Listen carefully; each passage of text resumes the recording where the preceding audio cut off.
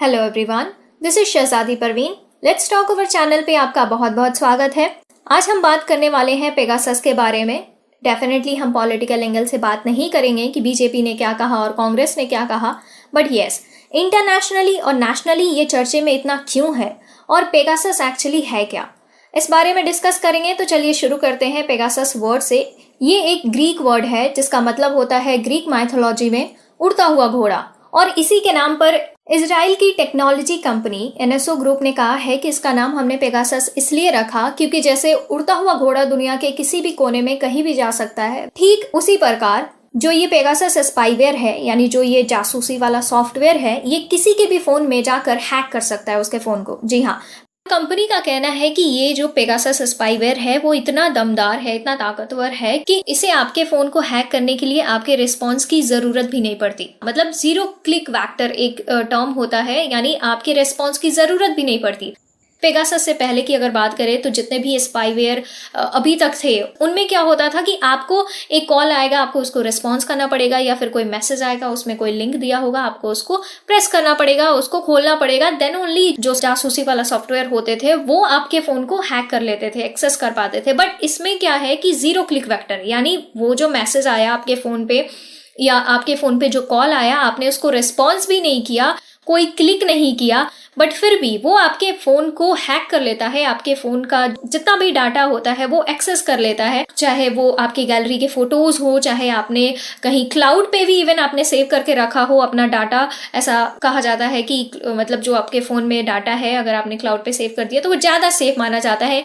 हालांकि यहाँ तक भी एनएसओ ने कहा है कि ऐसा समझते हैं हम लोग कि एंड्रॉयड से ज्यादा सेफ आईफोन्स है, वहां पे हमारे डाटा ज्यादा सेफ्टी, ज्यादा प्रोटेक्शन मिलता है हमारे डाटा को। लेकिन एनएसओ ने कहा है कि जो पेगासस है वो आईफोन को भी हैक कर लेता है।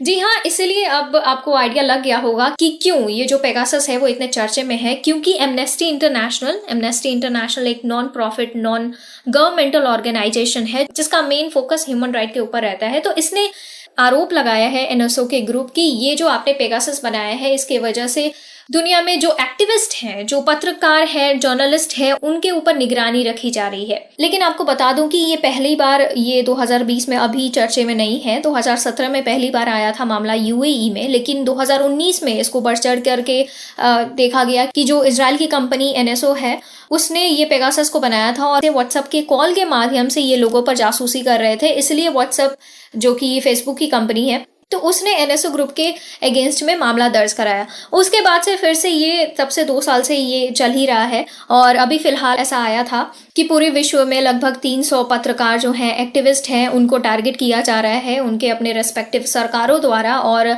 जिसमें से 40 जो हैं वो इंडिया के हैं। और इसको लेकर के पाकिस्तान के इमरान खान ने भी ये कहा था कि भारतीय सरकार जो है उसने पेगासस को खरीदा है और उसके थ्रू मेरे फोन की निगरानी रखी जा रही है, जासूसी कर रही है।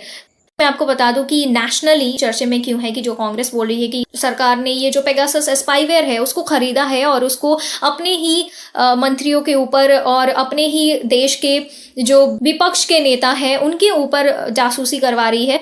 तो ये मामला जब 2019 में उठा था तो सरकार ने एक लंबा चौड़ा एक अपना स्पष्टीकरण वाला बयान दिया था कि सरकार ने ना तो इस पेगासस स्पाईवेयर को खरीदा है, ना ही इसका इस्तेमाल किया है, और ना ही फ्यूचर में कभी खरीद कर इस्तेमाल करने वाली है। सरकार ने यह भी मेंशन किया था कि 69 of the information technology act 2000 के तहत जो डिजिटल मैसेज है सरकार के पास पावर है कि उसको इंटरसेप्ट कर सकती है या जो कॉल है उसको मॉनिटर कर सकती है। तो ये मामला है पूरा।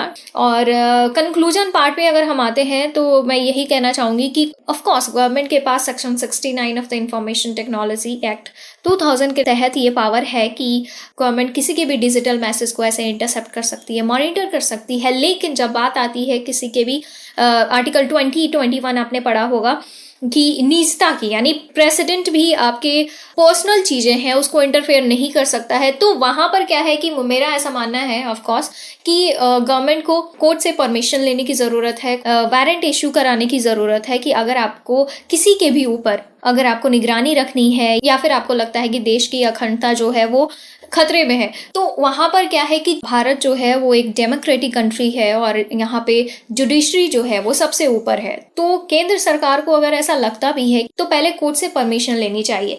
तो ये था कंक्लूजन मेरे हिसाब से। आप बताइए आप क्या सोचते हैं। ये बहुत ही ब्रॉड टॉपिक है, बट फिर भी मैंने कम समय में ज़्यादा से ज़्यादा इन्फॉर्मेशन देने की कोशिश करी है।